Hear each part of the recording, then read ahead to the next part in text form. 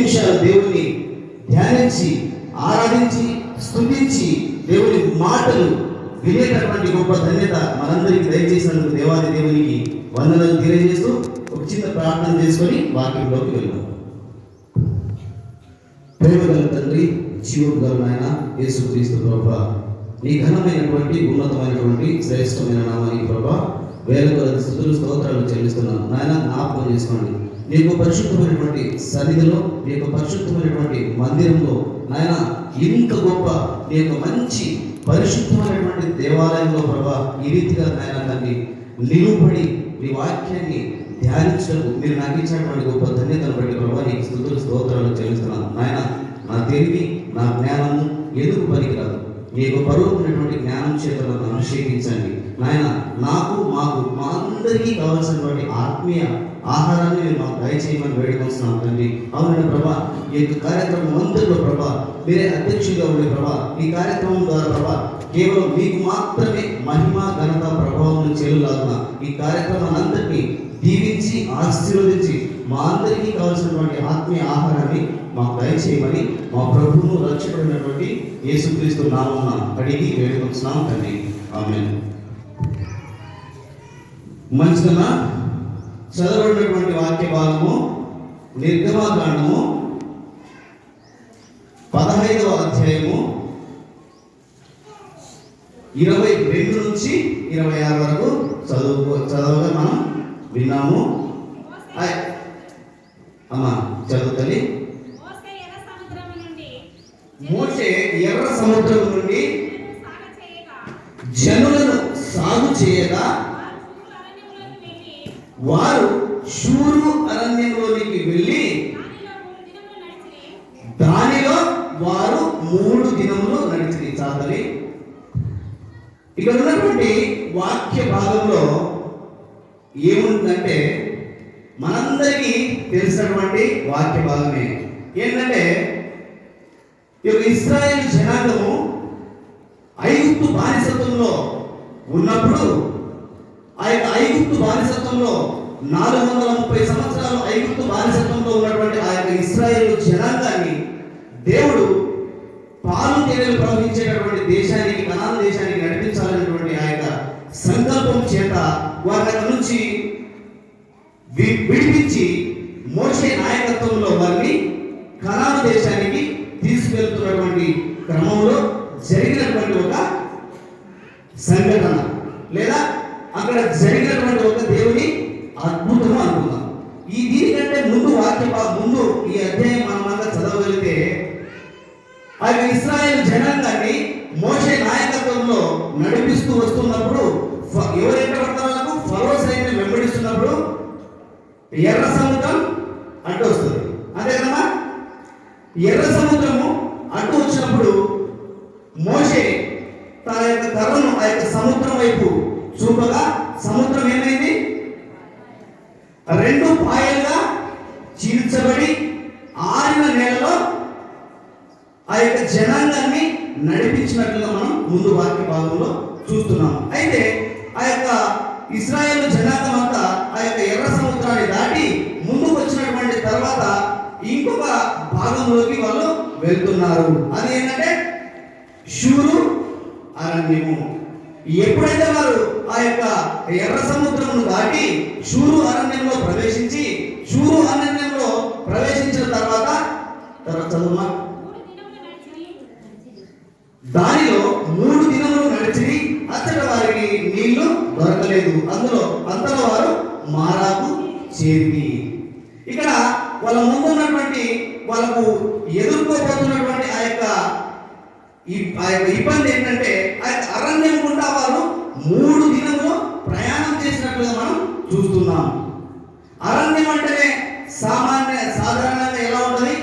అక్కడ నీళ్లు కానీ ఏవి కానీ ఉండదు. అలాంటి భయంకరమైనటువంటి షూరు అరణ్యంలో వాళ్ళు 3 దినములు ప్రయాణం చేసిన తర్వాత వాళ్ళు తప్పి ఉన్నట్లుగా మనం చూస్తూ ఉన్నాము.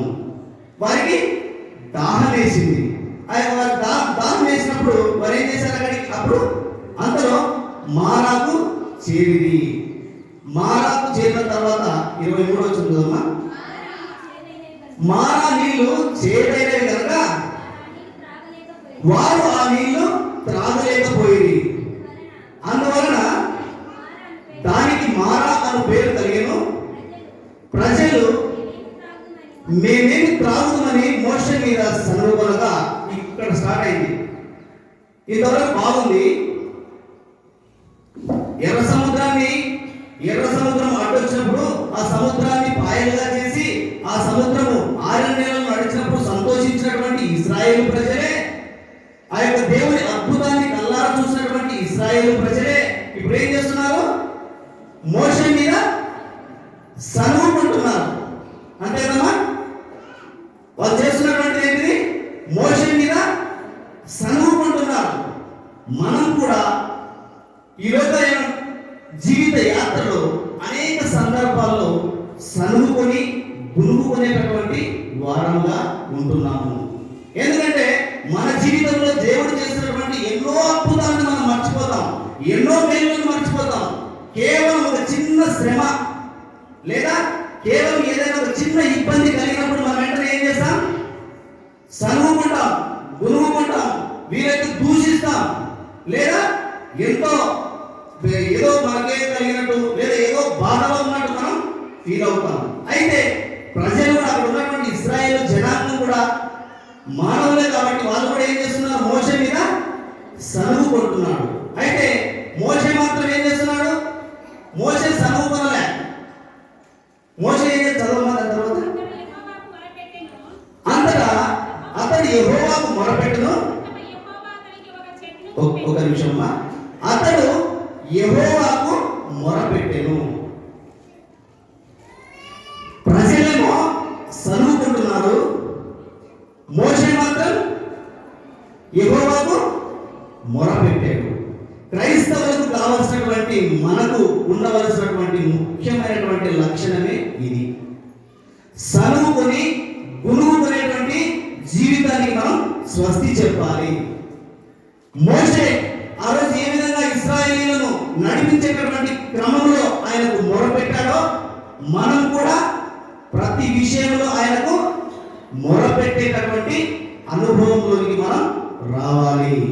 మొరపెట్టేటటువంటి అనుభవంలోనికి మనం వచ్చినప్పుడే మన యొక్క మొరలు విని మన యొక్క ప్రార్థనలకు జవాబు దయచేయగలిగినటువంటి దేవుడు మన దేవుడు. కాబట్టి మనం ఏం చేయాలి?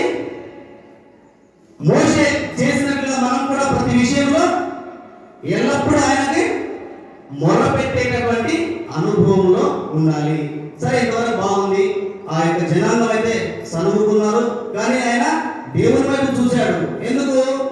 నత్తివాడైనటువంటి మోషేను ఏర్పరచుకొని నాయకునిగా ఏర్పాటు చేసినటువంటి నా దేవుడు ఈ యొక్క వీటి నుండి వీరి దాహాన్ని తీర్చగలడు అని నమ్మినాడు. కాబట్టి ఆయనకు మొరపెట్టినట్టుగా మనం చూస్తున్నాం. తర్వాత అంతటి యెహోవా అతనికి ఒక చెట్టును చూపెను. చూడండి, అద్భుతం ఏంటంటే ఆయన ఎప్పుడైతే దేవునికి మొరపెట్టాడో, యాక్చువల్గా వాళ్ళు ఉన్నటువంటి స్థలం ఏంటి? వెరీ గుడ్, అరణ్యము కదా. ముందే మనం అనుకున్నాం, ఎర్ర సముద్రం దాటి వాళ్ళు ఎక్కడికి వచ్చారు? షూరు అరణ్యంలోకి వచ్చారు. అరణ్యంలో శూన్యం, ఎలాంటి ఉండదు. నేను కూడా చూడలేదు, అయితే కొన్ని వీడియోస్లో చూశాను. మామూలుగా అరబ్ దేశాల్లో, సౌదీ అరేబియా కంట్రీస్లో ఎడారిలో మనం చూసాం కదా. అవి ఎలా ఉంటాయంటే ఇసుక రేణువులతోనో బీడుగానో ఉన్నట్టు. అక్కడ ఎలాంటి చెట్లు కానీ ఏవి కానీ ఉండవు. కానీ ఇక్కడ దేవుడు చేస్తున్నటువంటి అద్భుతము, మోషేకు దేవుడు చూపిస్తున్నటువంటి అద్భుతం ఏంటంటే ఏం చెప్తున్నాడు? అంతటా యెహోవా అతనికి ఒక చెట్టును చూపించాడు. వెంటనే జవాబు దొరికింది. ఎప్పుడైతే మోషే ఆ ప్రజలు సనుగుకొనడం గమనించాడో, ఎప్పుడైతే తన ప్రజలు ఆ యొక్క సనుగుకొన్నటువంటి విషయాన్ని గుర్తించినటువంటి మోషే వెంటనే ఆయనకు మొరపెట్టినప్పుడు ఆయన ఏం చేశాడు? ఒక చెట్టును చూపించినట్లుగా మనం చూస్తున్నాం. ఆ చెట్టును చూపిన తర్వాత చదువు. అది ఆ నీళ్ళలో వేసిన తర్వాత నీళ్లు మధురములాయెను. వెంటనే ఆ చెట్టు, అంతకంటే ముందు ఒక ఇన్సిడెంట్ జరిగింది. ఏమని జరిగిందంటే, ఉదాహరణ అంటే మనం ఊహిద్దాం. అక్కడ వాళ్ళకు మారా అనేటువంటి చోటు కనబడింది. మారా చోటు కనబడిన వెంటనే ముందే వీళ్ళు దాహంతో ఉన్నారు, వీళ్ళు బాగా తప్పికొన్నారు, వీళ్ళకి నీళ్ళు చాలా అవసరం. అయితే కొంతమంది ముందు ఉన్నటువంటి వాళ్ళు పరిగెత్తుకొని ఆ యొక్క నీళ్లు తాగడానికి ప్రయత్నించారు. ఆ నీళ్లు తాగినప్పుడు చేదుగా ఉన్నాయి. ఆ చేదుగా ఉన్నప్పుడే ఈయన మీద సనుగుకున్నారు.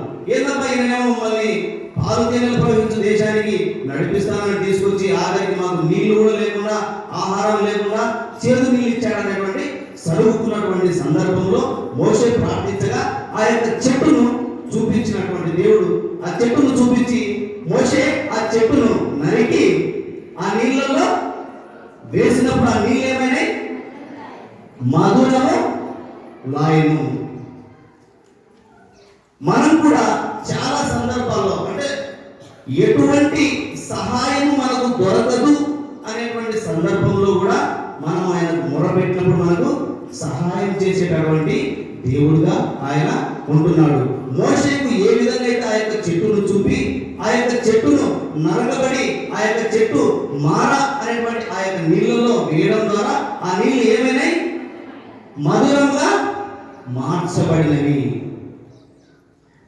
ఆ నరకబడినటువంటి చెట్టు యేసయ్యకు సాదృశ్యం. ఆ నరకబడినటువంటి చెట్టు, ఆ యొక్క నరకబడినటువంటి ఆ యొక్క చెట్టు మారా లాంటి అనుభవంలో ఉన్నటువంటి మన హృదయంలో వేయబడినప్పుడే మన యొక్క హృదయాలు మధురంగా మార్చబడతాయి.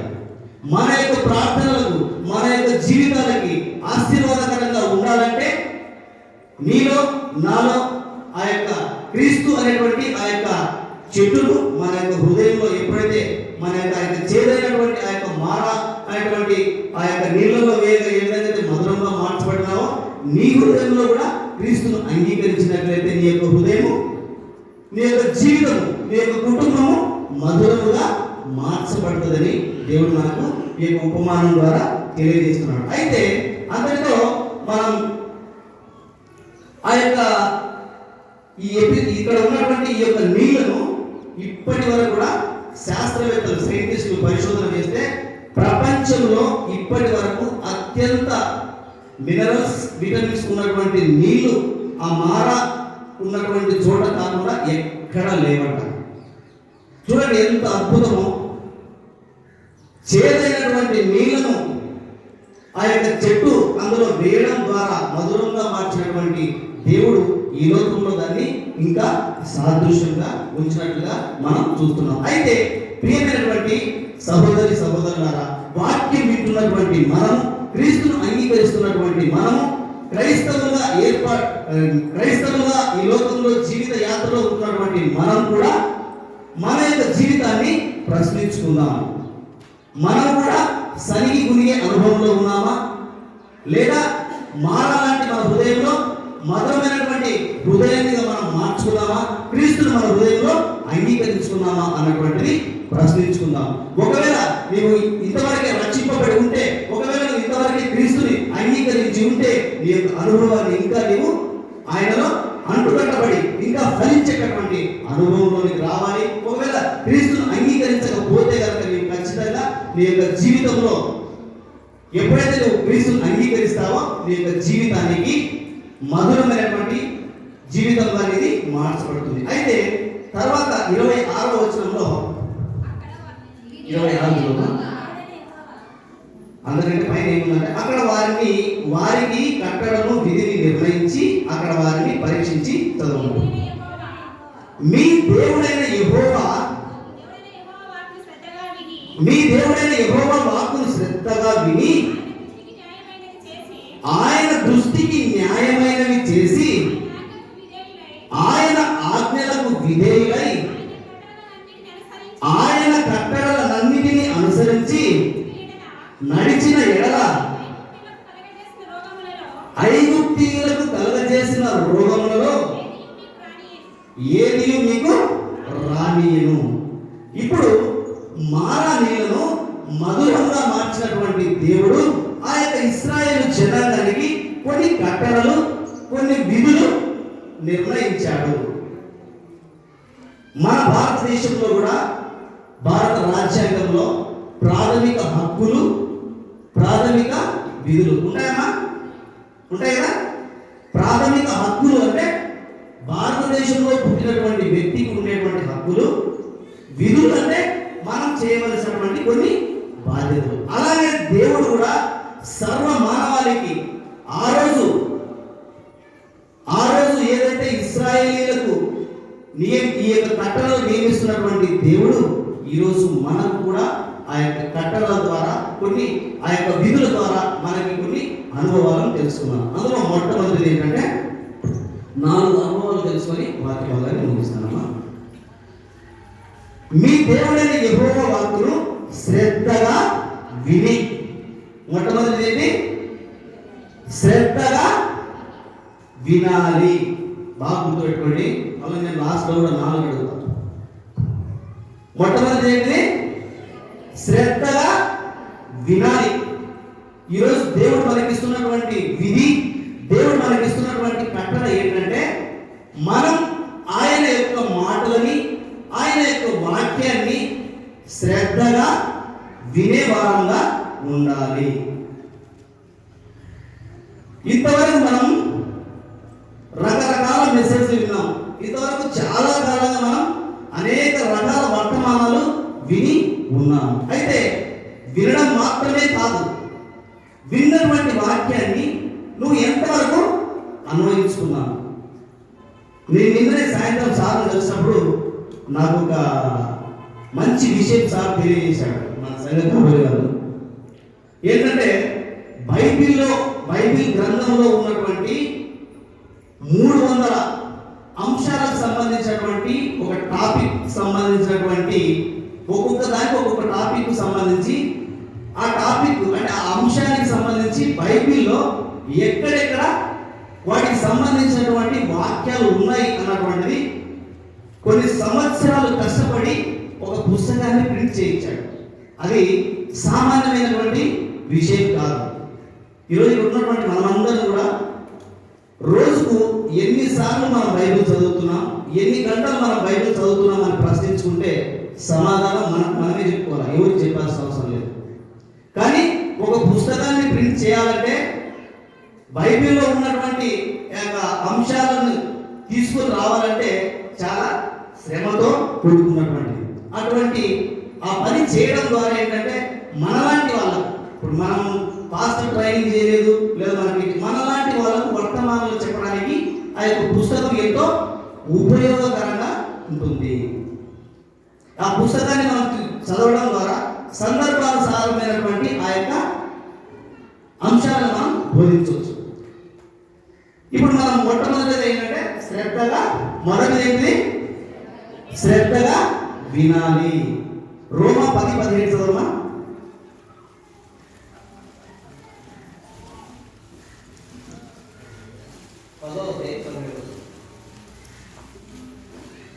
కాగా వినుట వలన విశ్వాసము కలుగును. మొట్టమొదటిగా ఏమంటున్నాడు? ఆయన మాట వినాలి. వింటే ఏమైతుంది? విశ్వాసము కలుగుతుంది. అయితే ఆయన మాట విన్నటువంటి ఒక వ్యక్తిని మనం బైబిల్లో చూద్దాం. లూకా సువార్త 5వ అధ్యాయం 5వ వచనంలో వినుట వలన విశ్వాసము కలుగుతుంది, వినుట వలన ఆశీర్వదింపబడతాం, వినుట వలన మన యొక్క జీవితాలు అద్భుతంగా ఆశీర్వదించబడతాయి, వినుట వలన మన యొక్క విశ్వాస జీవితాన్ని మనం కాపాడుకుంటాం, వినుట వలన మనం అత్యధికంగా దీవించబడతాం. ఆ విధంగా దేవుని మాట విన్నటువంటి వ్యక్తి చూడమా. లూకా సువార్త 5వ అధ్యాయం 5వ వచనం.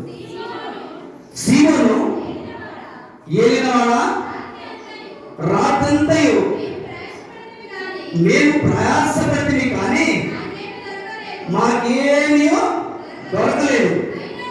అయినను నీ మాట చొప్పున, ఇది బాగా గుర్తుపెట్టుకోండి, అయినను నీ మాట చొప్పున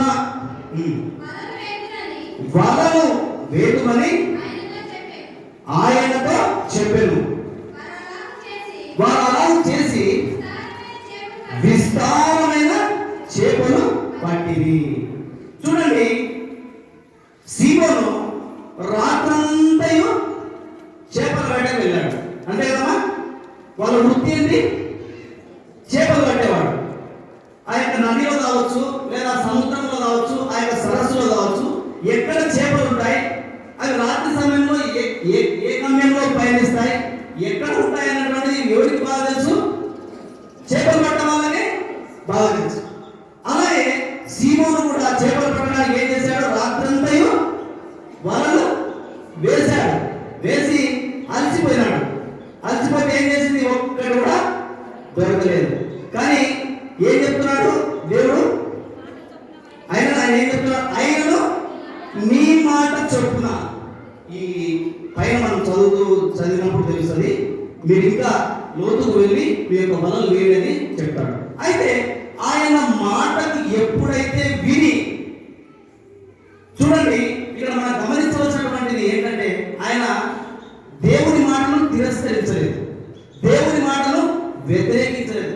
ఏ ప్రభువా, నేను కొన్ని సంవత్సరాల నుంచి చేపలు పడుతున్నాను, నాకు తెలీదా ఎక్కడ చేపలు ఉంటాయో, ఎక్కడ వల వేయాలో? రాత్రంతా వెతికిన మనం ప్రతి చేస్తే చేపలు పడతాయని క్వశ్చన్ చేయలే. ఒకవేళ మనమైతే చేద్దామేమో. కానీ ఆయనకు లోబడ్డాడు, ఆయన మాట విన్నాడు, ఆయన మాటను అంగీకరించాడు, ఆయన మాటను వ్యతిరేకించలేదు. అయినను నీ మాట చొప్పున, అయినను నీ మాట చొప్పున వలలు వేస్తానన్నాడు. అయితే వెంటనే వాళ్ళకు దొరికినటువంటి బహుమానం ఏంటి? విస్తారమైన చేపలు పట్టి. మన యొక్క జీవితంలో కూడా అనేక సందర్భాల్లో మనం ప్రార్థిస్తుంటాం. కొన్ని సందర్భాల్లో మన ప్రార్థనలకు ప్రతిఫలం రాకపోవచ్చు. కొన్ని సందర్భాల్లో మనము అడిగినటువంటివి పొందలేకపోవచ్చు.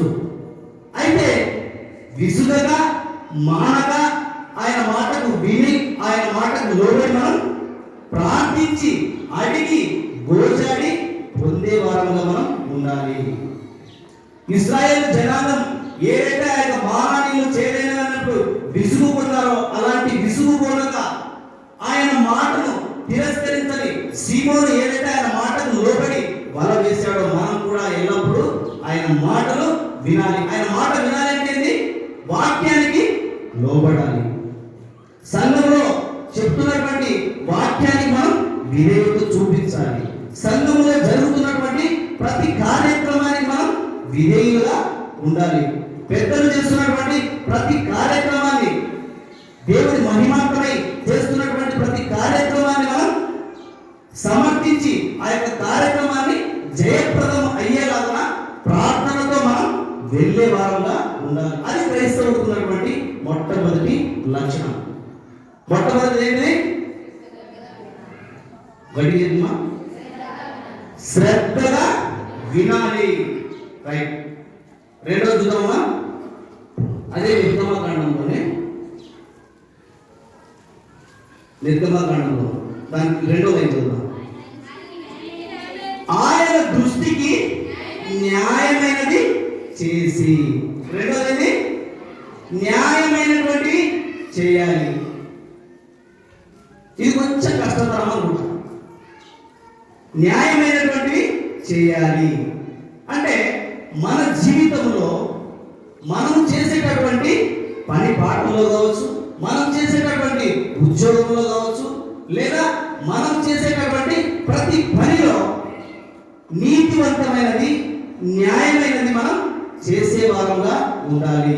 ఎందుకంటే మన దేవుడు నీతిమంతుడు, మన దేవుడు ఎటువంటి పాపము లేనటువంటి వాడు, పరిశుద్ధుడు. కాబట్టి మనం కూడా ఆయనను పోలి నడుచుకోవాలి. న్యాయమైనటువంటి మనం, నీతియుక్తమైనటువంటి మనం చేయాలి. ఒకసారి చూడమా, లూకా సువార్త 19వ అధ్యాయం 8వ వచనంలో అక్కడ ఒక వ్యక్తి ఉన్నాడు. ఆయన 19వ అధ్యాయం 8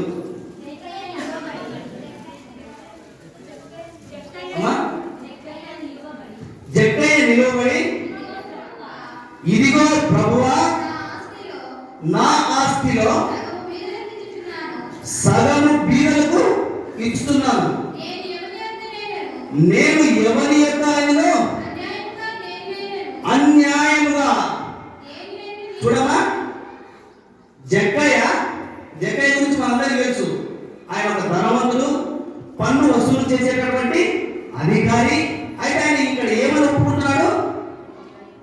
నేను ఎవరి ఎంతనైనా అన్యాయముగా దేనినైనా తీసుకొనిన ఎడల అతనికి 400 మరలా చెల్లిందని చెబుతున్నాడు. ఎందుకు ఆయన చెప్తున్నాడు? యేసుక్రీస్తుని రక్షకుడిగా అంగీకరించక ముందు ఆయన అన్యాయం చేశాడు. యేసుక్రీస్తుని తన సొంత రక్షకుడిగా అంగీకరించక ముందు ఆయన అన్యాయంగా, అక్రమంగా ఆస్తులు సంపాదించినట్లుగా మనం చూస్తున్నాం. అయితే ఎప్పుడైతే యేసుక్రీస్తుని రక్షకుడిగా అంగీకరించాడో ఆయన ఏం చేస్తున్నాడు? తన యొక్క పాప జీవితాన్ని ఒప్పుకొని న్యాయంగా, నీతివంతంగా నడుచుకోవాలని మార్గం చూపిస్తున్నాడు.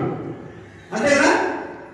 ఎవరి ఎక్కడైనా నేను అన్యాయంగా తీసుకొని ఉంటే 400 నేను చెల్లిస్తాను అని అంటున్నాడు. అంటే మనం చేయవలసిన, మనం చేసే ప్రతి పని పాటలు, నువ్వు చేసే పనుల దగ్గర కావచ్చు, నువ్వు చేసే ఉద్యోగంలో కావచ్చు, లేదా నువ్వు చేసే ప్రతి పనిలో ఇది న్యాయమా, ఇది మంచిదా అని ఆలోచించి అన్యాయమైనటువంటి వాటి దానికి మనం వెళ్ళకుండా నీతియుక్తమైనటువంటి వాటికి దేవుడు మనల్ని చూస్తూ ఉన్నాడనేటువంటి భయంతో మనము న్యాయమైనటువంటి వాటి వైపు మనం వెళ్ళే వారంలో మనం ఉండాలని దేవుడు కోరుకుంటున్నాడు. మొట్టమొదటిగా ఆయన శ్రద్ధగా వినాలి, రెండవది న్యాయమైనటువంటివి చేయాలి. తర్వాత చూడమ్మా, అదే ఆయన ఆజ్ఞలకు విధేయులై ఉండాలి. మూడవ భావం ఏంటి? ఆయన ఆజ్ఞలకు విధేయులై ఉంది. ఆయన ఆజ్ఞలకు విధేయులై ఉండాలి. ఎందుకు ఉండాలి? మనము ఆయన బిడ్డలుగా ప్రత్యేకింపబడినాం. మనము ఆయన పేరు చెప్పుకుంటున్నాం సమాజంలో. ఎవరు మీరంటే క్రైస్తవులు అంటాం. మనం ఆయన విధేయత చూపించాలా? ఇతరులు మనము లేదా యేసుక్రీస్తుని రక్షకుడుగా ఎదురైనటువంటి వాళ్ళు మనల్ని చూస్తే ఏమనుకోవాలి? వీళ్ళు క్రైస్తవులు, వీళ్ళు క్రీస్తును నమ్మినటువంటి వాళ్ళు, వీరిలో ఉన్నటువంటి ఆ యొక్క తగ్గింపు, వీరిలో ఉన్నటువంటి ఆ యొక్క ప్రేమ, వీరిలో ఉన్నటువంటి ఆ యొక్క విధేయత ఇతరులకు మనం కనబడేటటువంటి వారంగా ఉండాలి. విధేయత మీన్స్ లోబడుట అంటారు. ఆయన మాటకి లోబడాలి. ఆయన మాటకి లోబడినప్పుడు, ఉదాహరణగా అక్కడ జక్కయ్య ఉపమానంలో మనం తెలుసుకున్నటువంటి ఏంటంటే, జక్కయ్యతో ఉపమానంలో ఏమంటాడు? ఎప్పుడైతే ఆయన ఒప్పుకొని వీరగిస్తాడో వెంటనే ఆయన కుటుంబం రక్షింపబడింది. ఆ ఉపమానం తర్వాత మళ్ళీ చదువుకోండి. ఆయన కుటుంబం రక్షింపబడింది. ఎందుకు?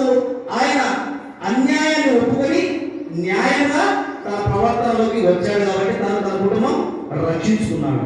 తర్వాత ఇప్పుడు మూడవది ఏంటంటే విధేయత, అంటే లోబడి ఆయన మాటకి మనం విధేయత చూపేటటువంటి వారంగా ఉండాలి. ఆయన విధేయత చూపినటువంటి వారు ఒకరిని చూద్దాం. బైబిల్ గ్రంథం ఆదికాండం 7వ అధ్యాయము 4-5 వచనాలమ్మా.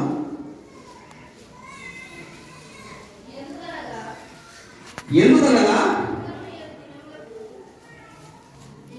చెప్తాను, ఎందుకనగా ఇంకను 7 దినములకు నేను 40 పగలును 40 రాత్రులను భూమి మీద వర్షం కురిపించి నేను చేసిన సమస్త జీవరాశులను భూమి మీద ఉండకుండా తుడిచి వేయుదునని నోవాహుతో చెప్పాను.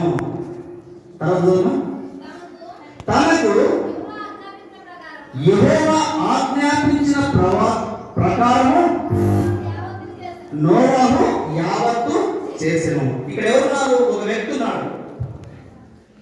ఎవరైనా? నోవాహు.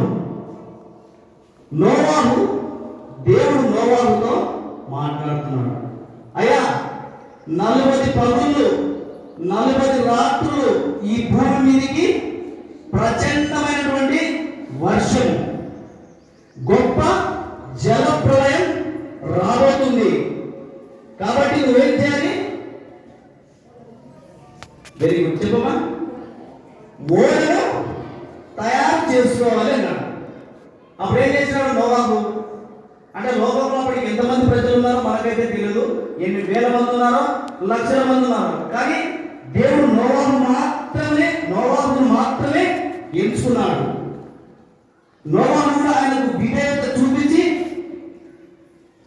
ఒక ఓడను నిర్మించుకొని తను, తన కుమారులు, తన యొక్క కుటుంబానంతా ఆ యొక్క ఓడలో ఉంచుకొని ఆ యొక్క కుటుంబాన్ని జల ప్రళయం నుంచి కాపాడుతున్నట్టుగా మనం చూస్తున్నాం.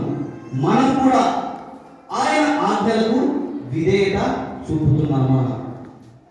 లేదా ఊరికేదో పేరుకే క్రైస్తవులు మన పేరు పెట్టుకొని ఆచారయుక్తంగా మనం ఉంటున్నామా? అయితే నా ప్రియమైనటువంటి సహోదరులారా, గడిచిన 2021 సంవత్సరం మనందరికీ తెలుసు. ఎంతో భయంకరమైనటువంటి సిచ్యువేషన్ మనం కళ్ళారా చూసాం. ప్రపంచంలో ఇంతకు ముందు జరిగిందో మరి ఎప్పుడైనా జరగలేదో తెలియదు.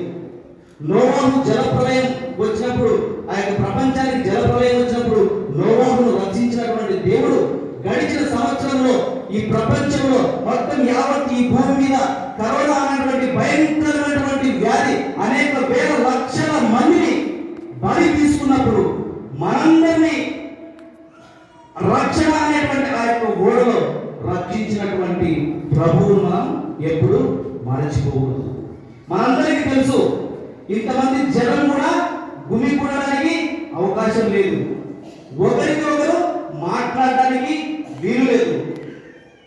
ఎవరికైనా ఏదైనా చిన్న జబ్బు చేస్తే కూడా వారి దగ్గరికి, తండ్రి కుమారుల దగ్గర కానీ, కుమారుడు తండ్రి దగ్గర కానీ వెళ్ళడానికి అవకాశం లేనటువంటి భయంకరమైనటువంటి దినాల గుండా మనం వస్తూ ఉన్నాం. అయితే అంత భయంకరమైన సిచ్యువేషన్ లో కూడా మనమందరం ఈ లోకంలో సజీవులుగా ఉండి మనం ఆయనను స్తుతిస్తూ, మనం ఆయనను ఆరాధిస్తూ ఉన్నామంటే మన మీద ఇంకా ఆయన ప్రేమ, మన మీద ఇంకా ఆయన కృప ఉంది అని మనం నమ్మాలి.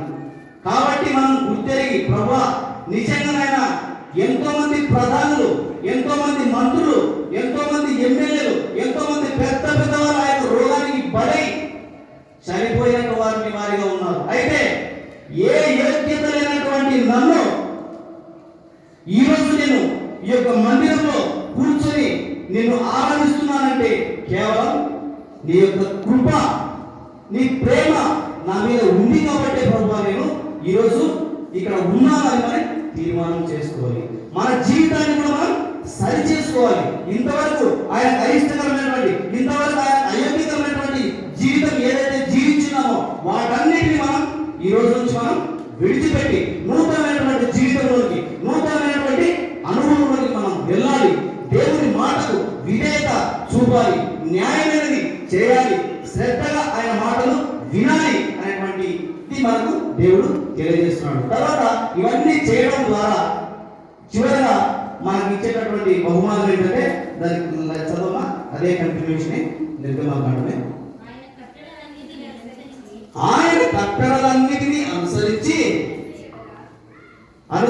ఎడల, ఆయన కట్టడలన్నిటినీ అనుసరించి నడిచిన ఎడల నేను ఐగుప్తీయులకు కలగజేసిన రోగంలో ఏది మీకు రానియను, నిన్ను స్వస్థపరిచి యెహోవాను నేనే అంటున్నాడు. ఇప్పుడే మనం గుర్తు చేస్తున్నాం, ఐగుప్తులో ఎలాంటి రోగం వచ్చావో తెలియదు, కానీ ఈ ప్రపంచానికి ఒక భయంకరమైనటువంటి రోగం వచ్చింది. ఈ ప్రపంచానికి ఒక భయంకరమైనటువంటి, శాస్త్రవేత్తలకే సవాల్గా మారినటువంటి ఒక వ్యాధి వచ్చింది. అలాంటి భయంకరమైనటువంటి రోగంలో కూడా మనల్ని ఏం చేస్తున్నాడు? స్వస్థపరిచేటటువంటి దేవుడుగా ఉంటున్నాడు. ఎప్పుడు? ఆయన కట్టడలను అనుసరించి నడిచిన ఎడల. అంతే కదమ్మా? ఆయన కట్టడలను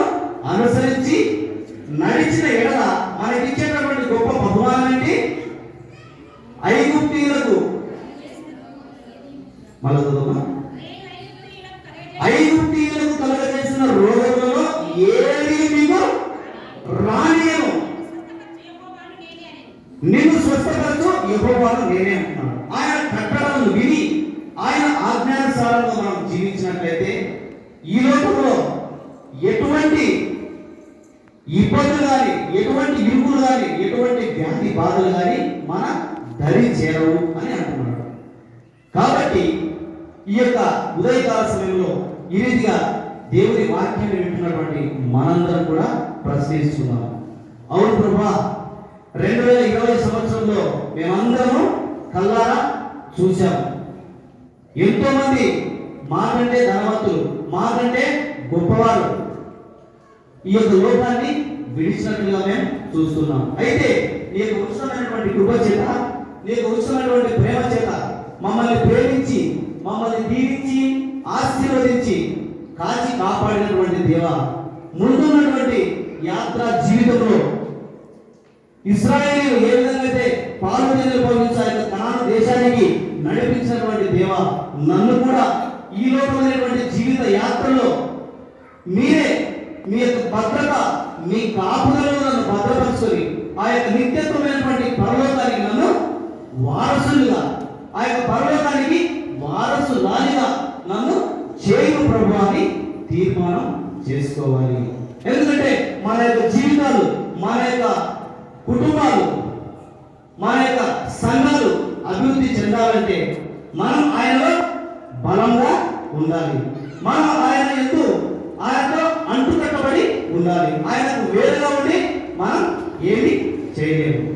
కాబట్టి ఈ యొక్క ఉదయకాల సమయంలో దేవుడు ఈ యొక్క 4 అనుభవాలు మన అందరి జీవితాల్లో, ఈ యొక్క 4 అనుభవాలు మన యొక్క జీవితాల్లో మనం అనుభవించుకొని ఈ యొక్క అనుభవాలు మన జీవితాల్లో ఉండేలాగా మనందరం ప్రార్థనతో ఇంకా బలంగా ఈ యొక్క 4 అనుభవాలు ఒకసారి గుర్తు చేద్దాం.